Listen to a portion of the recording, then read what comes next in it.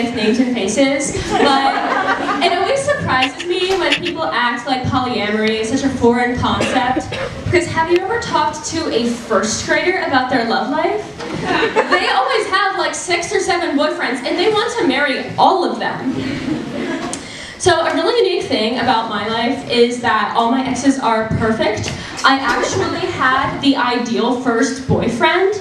And the thing about my first boyfriend is that he was really nice, but deeply unambitious. He was the male ideal, passive and clueless. When you're choosing your first boyfriend, you want to choose someone who will treat you well, but doesn't know what a syllabus is. He'll teach you how to love and what not to do with your money. So I guess the only downside to my first boyfriend is that when we were becoming intimate, things got a little temperate, like steamy in the wrong way. So we were lying in bed, post-coitus, and right beneath his ass there was this large puddle that just kept getting larger and larger. And so I was like, hey babe, what's that? He's like, don't worry about it, my balls just get a little sweaty sometimes. So yeah, but he was more than sweaty. The room was humid. There was sweat condensating and dripping down the walls. Going down on him was actually a sublime experience. I was a wanderer over a sea of foam. You know there's a problem when you're giving a guy head and your glasses fog up?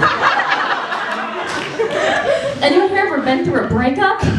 Yeah, lesbian breakup?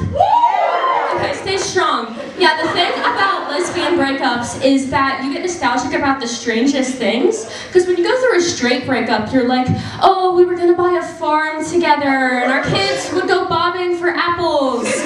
But when you're going through a lesbian breakup, it's like, what about our IVF kids? What's gonna happen to our test tube babies? We're just gonna leave them high and dry and wait for some other gay couple to adopt them?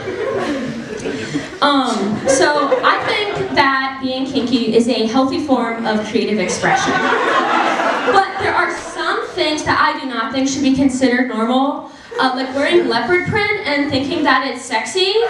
My friends, that is cat fur! So weird.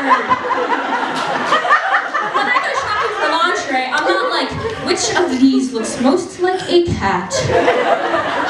But I guess I understand, because if I had to have sex with any large mammal, I would also choose a leopard. They are Africa's apex predator. They are known to drag their prey into trees before they eat them. When I mean, like, take me out to dinner first. They also have notoriously loud sex, and they breed with the passion of 1,000 fires, and it's really quite impressive. So I'm a bit of a late bloomer when it comes to breeding. I didn't have my first kiss until I was 18 years old, but I sure shook a lot of hands on the high school debate team. So the thing about my teenage years is that they were less pubescent and more pre-professional. While my peers were writing love letters, I was editing Wikipedia articles. And while they were banging their significant other, I was banging a gavel at my weekly debate meetings. Decorum! Yeah.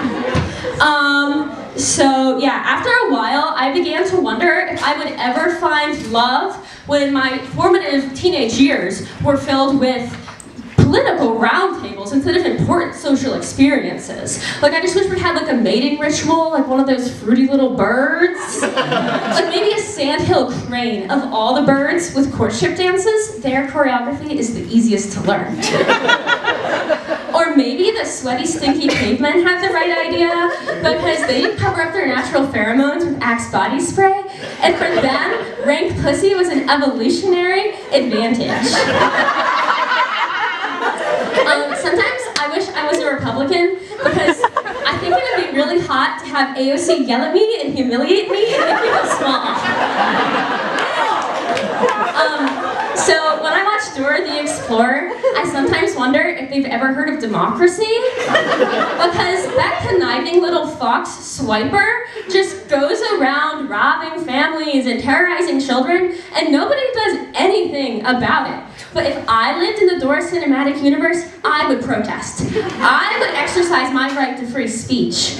Like, has Dora ever read Civil Disobedience by Thomas Paine? You see, I hope that someday Dora, Boots, Backpack, and Map will take Ted to the streets and be like, this is what democracy looks like, Swiper, no swiping. And then they'll create their perfect future. So I recently told my roommate that I think I could do porn if I didn't have to do sex on camera. And she was like, oh, so you mean acting? And she's right, porn without the sex is just acting. So drama majors, you're halfway there. So yeah, the thing about pornographers is they just haven't figured out how to mesh the intimacy coordination with the dramaturgical elements. Like, there's not much substance to it. So I think that the way to improve porn is to have two separate couples on screen. The first, they would establish the context. They'd be Juilliard trained, they'd deliver some gut-wrenching dialogue, and then it would just cut to another couple having sex. And I think that'd be a lot better. I think I'd be really good at porn. I think if a handyman came and fixed my toilet and I didn't have enough money to pay him, I could show the audience grief. I'd fall to my knees. I'd even cry real tears. And then it would cut to another couple having sex. They'd be kissing, they'd have leopard print on, and hopefully there'd be no ball sweat. All right, thank you.